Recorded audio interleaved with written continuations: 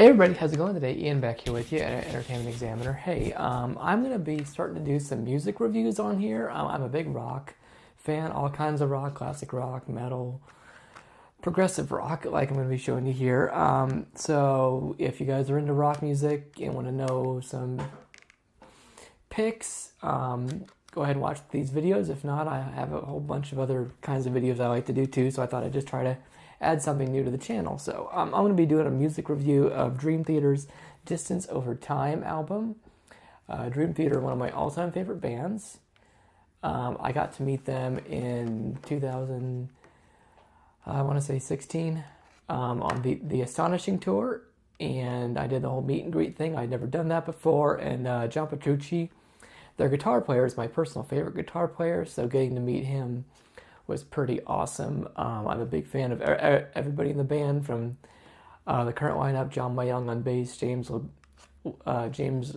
Labrie on vocals, Jordan Rudess on keyboards, and Mike Mangini on drums, who's been in there for a while now.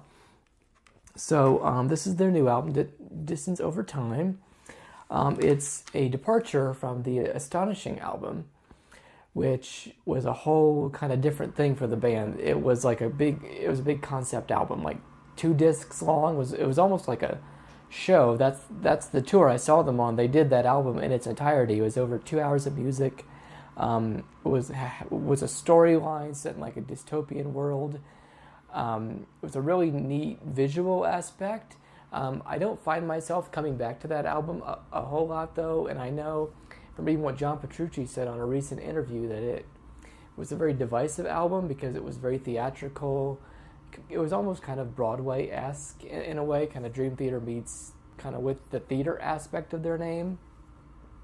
And Petrucci said he even suspected that when him and Jordan Rudess were writing that album. So with this album, Distance Over Time, the band got a house studio in upstate New York and lived there for a while and recorded the album in a few weeks, wrote everything, and this is a really great album.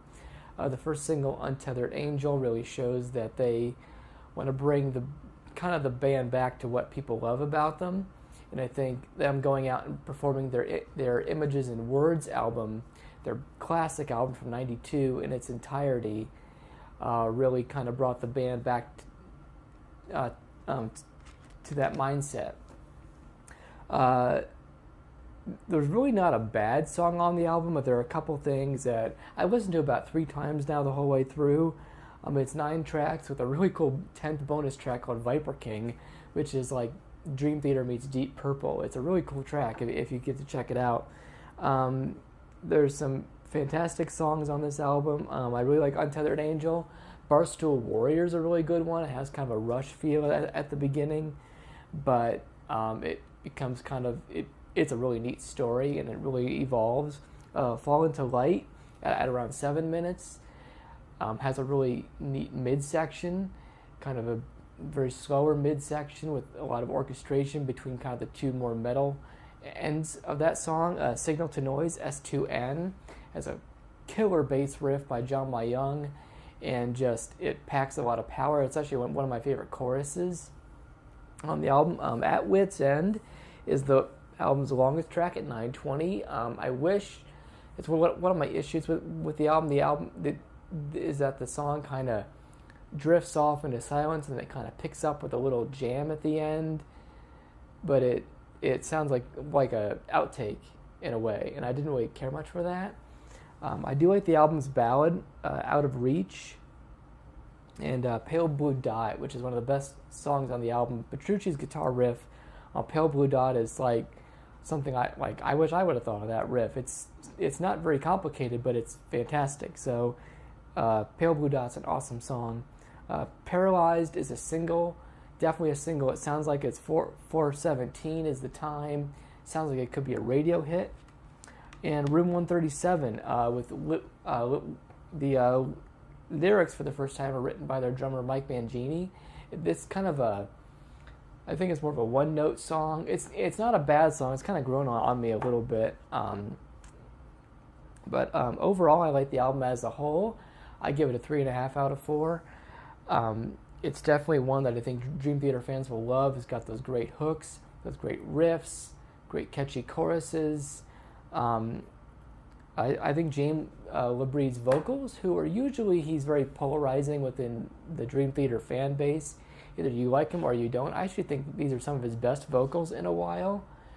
I think he's kind of found his range, because from what I read on the Images and Words tour, he seemed to struggle vocally, which I'm sure he did. It's stuff he hasn't sang, a lot of it he hasn't sang in a row, probably because they did the album from start to finish, so he's probably not used to singing all that material back to back like that, and stuff he sang 30 plus years ago. So, but yeah, if you're a rock fan, a progressive rock fan, or just want to hear their brilliant musicianship, they all are brilliant musicians. Yeah, I highly recommend Dream Theater's Distance Over Time. I think at the end of the year I'm going to do like a best rock albums of the year list. I think this one will definitely be on there.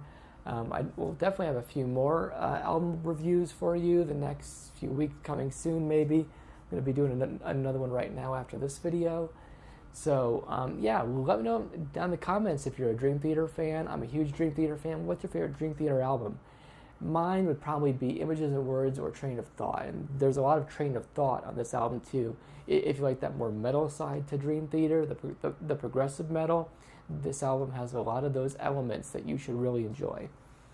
But I don't really have a least favorite Dream Theater album. I don't want to say the Astonishing is my least favorite, because there's a lot of stuff on it. But there's some Dream Theater albums I'm more nitpicky. Falling into Infinity is one I don't come back to a lot, besides a few tracks.